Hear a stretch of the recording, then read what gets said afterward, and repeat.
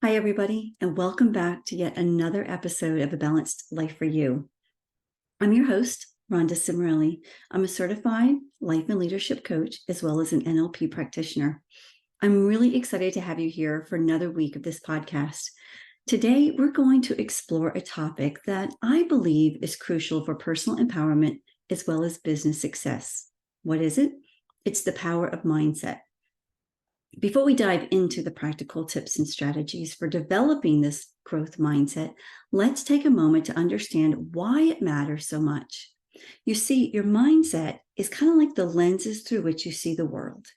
It shapes your thoughts, your beliefs, actions, and ultimately determines your outcome of your efforts. In other words, your results. What is showing up for you? There are two primary types of mindset. There's a fixed mindset and a growth mindset. Oftentimes, I'll often refer to these as empowering and disempowering. So a simple definition of a fixed mindset is something that a person who believes the ability or your abilities are set in stone. While a growth mindset might believe that your abilities or my abilities can be developed through dedication and hard work. For example, imagine you're faced with a challenging task. And if you have a fixed mindset, you might think something like this: I'm not good at this. I'll never be good at this. However, if you have a growth mindset or an empowering mindset, you might say something more like, I might not be good at this yet, but with practice, I know I can improve. Well, now that we know why mindset matters, here are some practical strategies for developing that growth mindset. Let's dive into some of these strategies with a little scenario, okay? So the first strategy is I would like to introduce embracing challenges. Well, what does that mean? It means instead of avoiding challenges, I want you to actively seek them out and view them as an opportunity for growth. What does that mean? For example, imagine you're working on a project with a very tight deadline and maybe a complex task. It could possibly make you feel overwhelmed. Well, oftentimes when you're overwhelmed, you have a tendency to avoid things, right? So rather than feeling overwhelmed, I challenge you to see this as an opportunity, embrace an opportunity to enhance your problem-solving skills, your time management, as well as your resistance.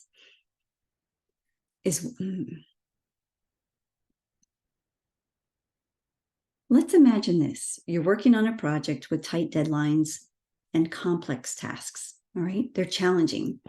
Oftentimes, in this type of scenario, it can make you feel overwhelmed. And when you're overwhelmed, oftentimes you just want to avoid things.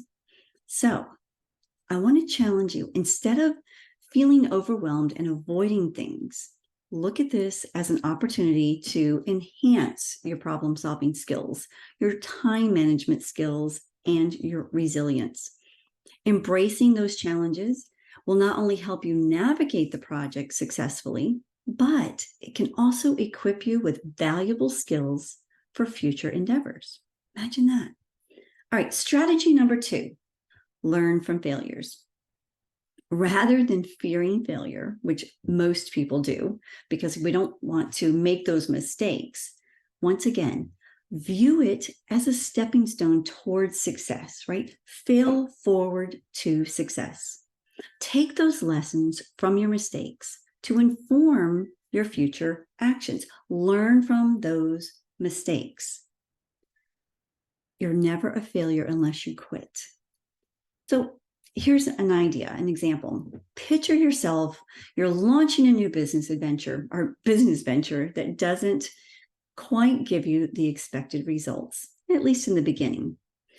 You might see this as a failure, and you might analyze, everything went wrong.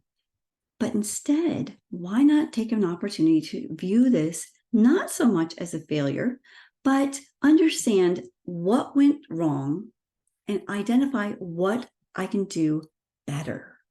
Learning from your initial setback positions you for a more informed and successful approach in your entrepreneurial journey. Yes. All right, strategy number 3, effort and practice. It's important to acknowledge that effort is the path to mastery. All right, have you ever heard of this expression? Every master was once a disaster. Well, I can say so because I can look back at the beginning podcasts and the beginning of everything that I've done. And I felt like such a disaster. But you know what I found out? With consistent practice, effort, focus, dedication, which are those essential skills, they helped me to improve over time. And they will help you improve over time as well.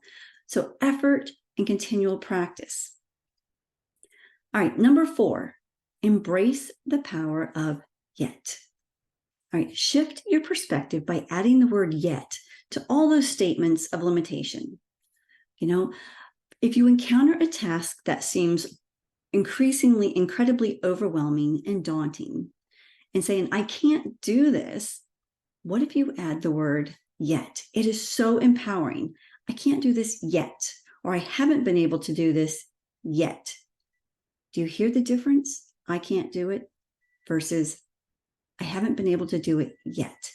It opens the door to possibilities and growth. Let's say you encounter a task that is really hard. Cancel that part. Scenario or strategy number 5. Strategy number 5, surround yourself with positivity. Your environment will influence your mindset. So choose, that's important.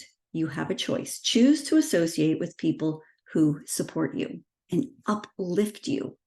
So I want you to envision being part of a team where your colleagues encourage one another's ideas and celebrate your success. Celebrate one another's success. This positive environment will foster a collective growth mindset. Now, on the contrary, a negative and unsupportive atmosphere or environment, you know what? It can stifle that creativity and hinder personal and professional development. I want you to remember these strategies, they're not just isolated. They complement one another. You can embrace challenges and lead to learning and allow yourself to learn from failure. Remember, consistent effort and practice will facilitate a positive change in your environment. All right. Here's an exercise for you to apply the concept of this growth mindset. What if you were to create a growth journal? What is a growth journal? Well, every day, imagine this, every day, you write down a challenge that you encountered for the day. Now, rather than just writing down the challenge, because that could be a negative, look at the challenge and what did you learn from it? Were you able to look at it from another perspective? Because remember, for every challenge, for every problem, there is a solution and it's going to exist at the same exact time. That is the challenge, right? So if I have a challenge with my technology, I can get really frustrated. But I can either stop and quit or yell and scream, or I can sit back and evaluate, all right, what can I learn from this? Perhaps I just need to learn a little bit more patience. Perhaps I need to learn how to ask for help because so many of us don't know how to ask for help. All right, going back to your growth journal. So you have your challenge, the obstacle that you were faced with, what you learned from it. Now, next step is how can you apply that knowledge in the future?